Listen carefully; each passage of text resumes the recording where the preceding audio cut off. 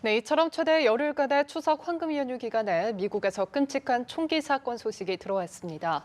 라스베이거스의 한 호텔에서 괴한이 총기를 난사해 최소 58명이 숨지고 500여 명이 다친 건데요. 괴한이 호텔에 올라가서 큰 공연이 열리던 거리를 향해서 무차별 총격을 가해 벌어진 참사입니다. 이웅혁 건국대 경찰학과 교수 모시고 자세한 얘기 나눠보겠습니다. 어서 오세요. 네, 안녕하십니까. 네, 먼저 4만 명이 모여있던 라스베이거스 콘서트장에서 벌어진 대참사인데요. 먼저 사건 경위부터 설명해 주시죠. 네, 그 현지 그 시간으로 10월 1일 밤 10시 8분경에 생긴 사건입니다.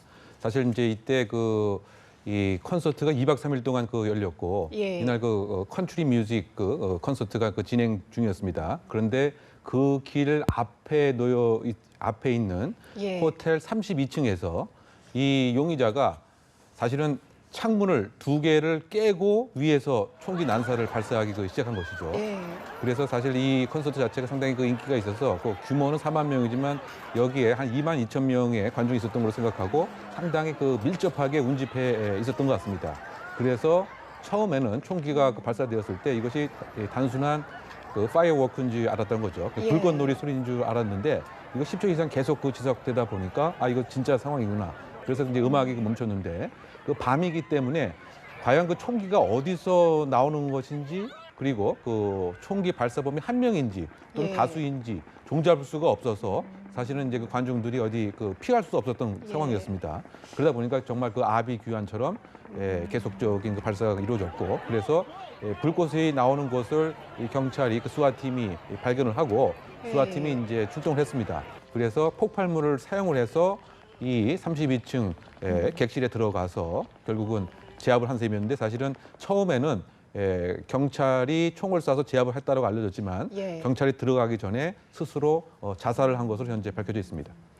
일단 현지 경찰에 따르면 한 명의 괴한이 벌인 단독 범행으로 보고 있는 상황인데요. 처음에는 사살됐다고 전해졌는데 자살을 했다고 다시 전해졌어요.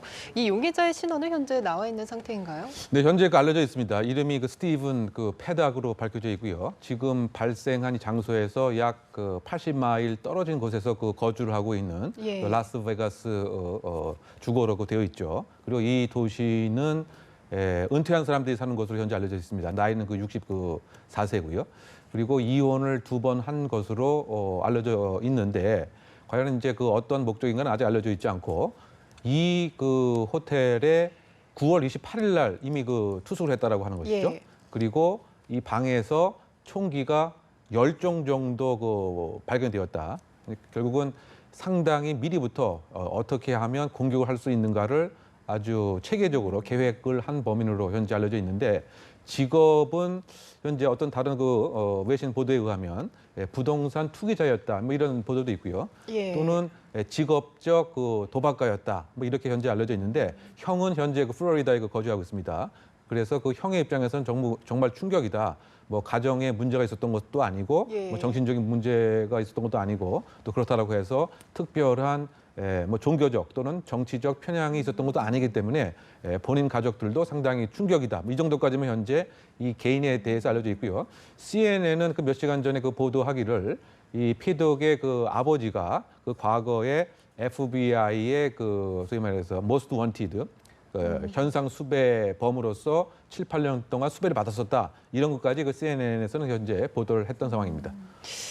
특이점이 없었는데 현재 범행 동기는 파악이 됐나요? 사실은 그 부분이 제일 중요합니다. 수사의 관건인데요. 과연 이것이 일정한 이데올로지, 종교적 목적인 것인지 아니면 단순히 사회의 불만 또는 혹시 도박과 관련돼서 일정한 분노 이런 것인지 아직은 알려져 있지 않습니다. 그래서 이것이 정말 테러인지 아니면 단순한 묻지마식 미국 내에서 발생한 범죄인지 이 부분에 있어서는 아직까지는 밝혀져 있지 않기 때문에 FBI와 지금 경찰들이 압수수색 영장을 발부받아서 이 자택을 현재 수색하고 있습니다.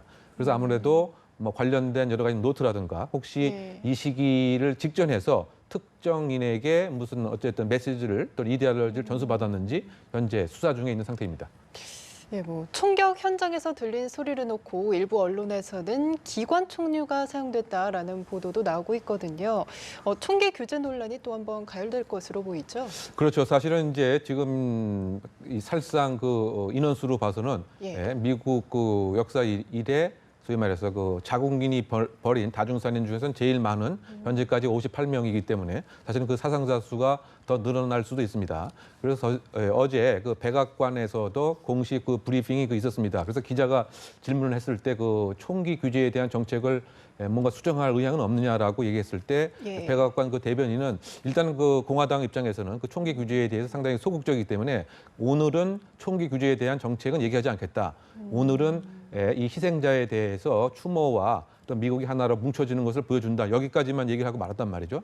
그런데 그 힐러리나 민주당 쪽에서는 역시 총기 규제가 그 중요하지 않느냐. 그래서 결국 그 좀 지나고 나서는 총기 규제에 관한 논의가 다시 시작되리라고 생각되지만 어쨌든 간에 그 미국에는 헌법 2조에 예. 총기 자체를 자기의 셀프 디펜스를 위해서 소지하도록 되어 있는 헌법적 그 권리이고 또 그 총기 그 협회 자체가 상당한 로비력을 갖고 있기 때문에 이것이 쉽사리 그 규제되는 데는 여러 가지 또 정치적인 논쟁이 있지 않을까 생각이 됩니다.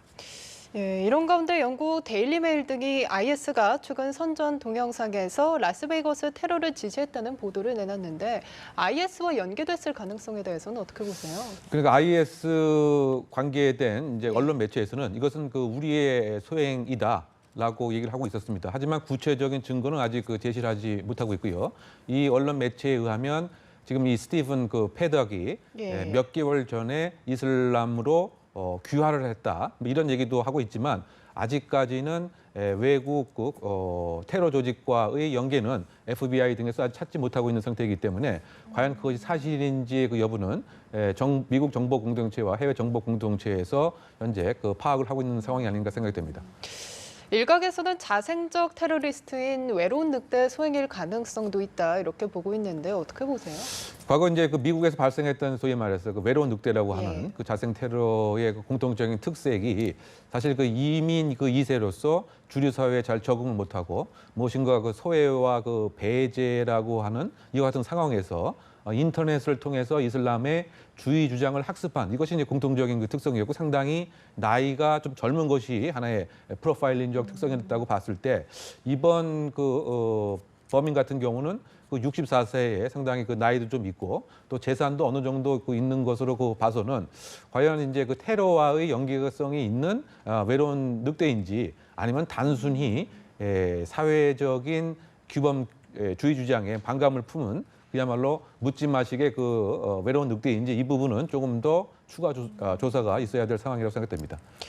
예, 이번 사건 또한 지난해 6월 49명의 목숨을 앗아간 이 올랜도 나이트클럽 총기 난사 이후 가장 끔찍한 피해를 낳은 총기 난사 사건으로 규정될 것으로 보이죠. 예, 그렇습니다. 그 지금 사망자가 58명인데 지금 부상을 받고 병원에서 치료 중인 사람들이 현재 공식적으로 515명으로 알려져 있습니다.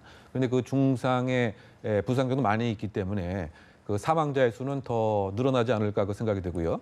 그리고 그 올랜도 작년 바로 그 한 1년 전이었죠.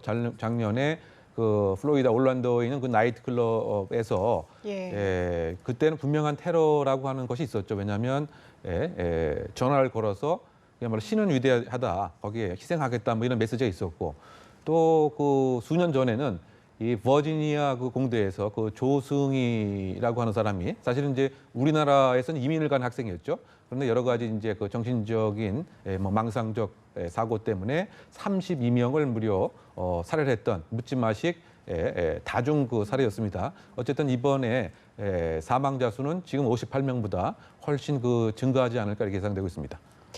네, 최근 미국과 또 영국, 프랑스 파리에서 많은 시민들이 모이는 콘서트를 겨냥한 테러가 잇따라 발생을 하고 있는데요. 이런 현상을 어떻게 바라봐야 할까요? 그것이 바로 뉴 테러리즘의 한 측면입니다. 그 연성 타겟을 표적으로 하는 것이죠. 더군다나 접근하기도 그 쉽고 그다음에 그 세큐리티 그 보안 요소는 상당히 그 취약하고 또 그 주의 주장을 훨씬 쉽게 할 수 있다고 하는 점에서 최근에 빈발하고 있는 것이 많은 사람들이 주말에 모이는 연성 타겟을 표적으로 하는 것입니다. 그러다 보니까 이제는 테러에 대한 공표가 늘 우리의 삶과 함께 해야 할 새로운 현상이 아니냐. 그래서 뉴 노멀 시대가 왔다. 뭐 이렇게도 얘기하고 있고요. 또 연성 타겟을 표적으로 하는 경우에 주로 그 사회에서 성장해서 자란 사람이기 때문에 어느 시기에 어느 문화적 특성으로 어느 거리에 많은 사람이 모인다라고 하는 것을 다 알고 있는 상태이기 때문에 그 피해도 상당히 많고, 그리고 특별히 시리아라든가 또는 IS의 본거지에 직접 가서 훈련을 받지 않더라도 소위 말해서 급조 폭발물을 인터넷을 보고서 학습해서 만드는 경우도 상당히 많이 있었던 것이죠. 그래서 그것이 이제 연성 타겟의 하나의 뉴 테러리즘 특성인데, 이번에도 과연 이제 그와 같은 모습인지. 왜냐하면 아직까지는 이 범인 자체가 이를테면 신은 위대하다라는가 일정한 IS에서 상징적인 그와 같은 언동들은 하지 않았단 말이죠. 그래서 그 부분에 있어서는 비록 연성 타겟을 목표로 했지만 지금까지 양상과는 또 다른 식의 모습이 아닌가. 어쨌든 간에 많은 사람을 살생했기 때문에 국내 테러리즘이다 이렇게 규정 지을 수 있지만, 가장 중요한 것은 동기가 무엇이냐, 주의 주장이 무엇이냐, 이데올로지적 특성이 있는가가 FBI 등의 수사에 의해서 밝혀져야 될 부분이 아닌가 보입니다. 혹시나 한인 피해자는 없을까 걱정되는 부분도 있었는데, 다행히 우리 외교부는 지금까지 한국인 희생자는 없는 것으로 파악을 했어요. 하지만 10여 명은 아직까지 행방이 확인되지 않고 있다고 밝혔죠. 그렇죠. 더군다나 지금 추석 연휴이기 때문에 혹시 그쪽으로 여행을 가신 분들이라든가 또는 이제 미국 서부 쪽이다 보니까 LA라든가 또는 시애틀이라든가 샌프란시스코라든가 한인이 많이 거주하고 있는 것이기 때문에 여행 또는 이제 오락 목적으로 라스베가스를 혹시 우연히 이제 방문해서 그와 같은 곳에 있었을 가능성이 혹시 있지 않는가 염려가 되는데, 아직까지 구체적인 연관성은 찾지 못하고 있습니다. 다만 10명의 아직 행방이 없기 때문에 관련 총영사 관계자들이 신원 파악에 현재 집중하고 있지 않나 생각됩니다. 예, 알겠습니다. 지금까지 이웅혁 건국대 경찰학과 교수와 함께했습니다. 고맙습니다.